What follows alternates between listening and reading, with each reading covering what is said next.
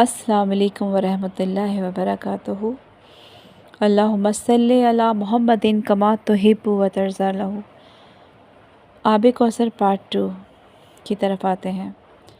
بزرگان دین کے ارشادات اور ان کے تجربات۔ درود پاک پڑھنے والے کے سامنے بڑے بڑے جابروں کی گردنیں جھک جاتی ہیں۔ درود پاک پڑھنے والے کے گھر پر آفتیں اور بلائیں نہیں آتی۔ درود پاک پڑھنے سے جنت وسیع ہو جاتی ہے۔ درود پاک کی کثرت سے بندہ اولیاء کرام کی جماعت میں شامل ہو جاتا ہے۔ قانون قدرت ہے کہ جو اس جہاں میں ہنستا ہے وہ اس جہاں میں روئے گا، اور جو یہاں روتا ہے وہ وہاں خوشیاں منائے گا۔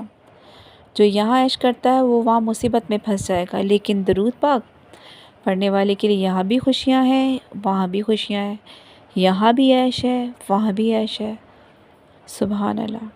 درود پاک ساری نفل عبادتوں سے افضل ہے۔ درود پاک پڑھنے والے کو قیامت کے دن تاج پہنایا جائے گا۔ درود پاک ہر خیر کا جالب اور ہر شر کا دافع ہے۔ درود پاک فتوحات کی چابی ہے۔ درود پاک ایسی تجارت ہے جس میں کسی قسم کا خسارہ نہیں ہے۔ درود پاک جنت کا راستہ ہے۔ درود پاک گناہ کو یوں مٹا دیتا ہے جیسے پانی کو آگ بجھا دیتی ہے۔ درود پاک کی کثرت کرنا آرزوؤں کے حاصل کرنے کا ذریعہ ہے۔ درود پاک کی کثرت کرنا اہل سنت و جماعت کی علامت ہے۔ درود پاک کی کثرت کرنے والے کو قبر میں نہ مٹی کھائے گی نہ کیڑے۔ فقیر اپنی طرف سے رجوع کرتا ہے اس کتاب میں۔ درود پاک آب حیات ہے، وہ آب حیات کے ہزاروں آب حیات اس پر قربان ہو جائیں۔ کیونکہ بالفرض کسی کو دنیا میں آب حیات مل جائے، وہ اسے پی لے، تو وہ زیادہ سے زیادہ 5000 سال 10,000 سال جی لے گا، لیکن آخر اس کا زندگی سے دل بھر جائے گا۔ زندگی گدلی ہوگی، پریشانیوں سے بھری ہوگی، دھوکہ فریب سے بھری ہوئی ہوگی، لیکن آخر کبھی نہ کبھی تو وہ ختم ہو جائے گی نا۔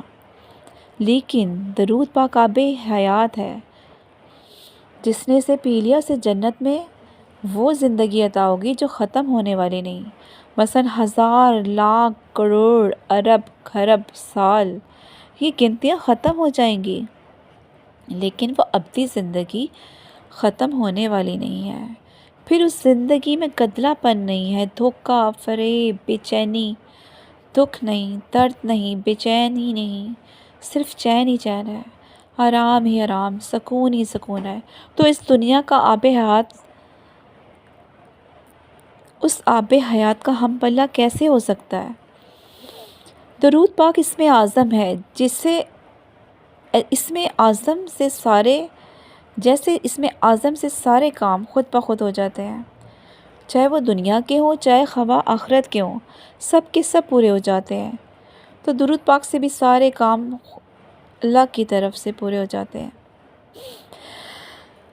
آج انسان مصیبتوں پریشانیوں میں گھرا ہوا ہے۔ اس کا سبب کیا ہے؟ اس کا کیا علاج ہے؟ اس کا سبب تو یہ ہے کہ ہم نے خواہشات کو اپنایا اور اس ذات برکات کے دامن سے دور ہو گئے۔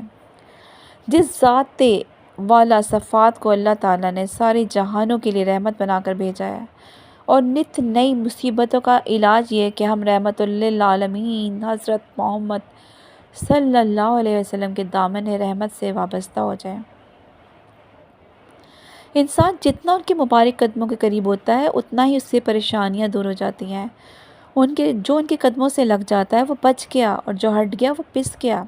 اس کی مثال یوں لیجیے، یہ مثال صرف افہام و تفہیم کے لیے، سمجھنے سمجھانے کے لیے ہے، ورنہ ان کی شان اس سے بالا تر و عرفہ و اعلیٰ ہے۔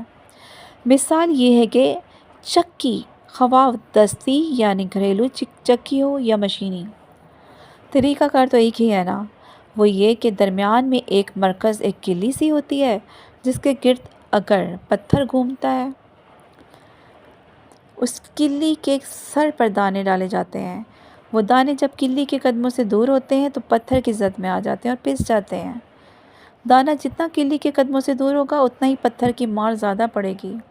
آپ ہی سوچ کر بتائیں کہ جو دانہ کلی کے قدموں کو نہ چھوڑے اسے پتھر کی گردش کا کیا ڈر، اور جب کلی کا دامن چھوٹ گیا چکی کی گردش اسے نیست و نابود کر دے گی۔ بلا شبہ کائنات کا مرکز وہ ذات گرامی جسے رب تعالیٰ نے قرآن مجید میں رحمت للعالمین صلی اللہ علیہ وسلم کا لقب دیا ہے۔ ساری کی ساری کائنات ان کے گرد گھوم رہی ہے۔ جو شخص ان کے قدموں سے لپٹا رہا اسے گردش زمانہ کا کیا خوف؟ اسے گردش زمانہ اس وقت ہی اپنی لپیٹ میں لے گی جب وہ مرکز کائنات کا دامن چھوڑ دے گا۔ لہٰذا ہمارے حادثات زمانہ سے پریشانیاں مصیبتوں سے بچنے کا ایک ہی راستہ ہے کہ ہم ہمارے پیارے نبی حضرت محمد صلی اللہ علیہ وآلہ وسلم کے مبارک قدموں کے قریب ہوتے جائیں، اور قرب کا ذریعہ درود پاک ہی ہے۔ حضرت محمد صلی اللہ علیہ وسلم کا فرمان ہے، لوگوں میں سے میرے زیادہ قریب وہ ہے جو مجھ پر درود پاک کی کثرت کرے گا۔ آج کے لیے اتنا ہی کافی ہے۔ انشاءاللہ نیکسٹ پارٹ کے ساتھ حاضر ہوں گے دوبارہ۔ اللہ حافظ۔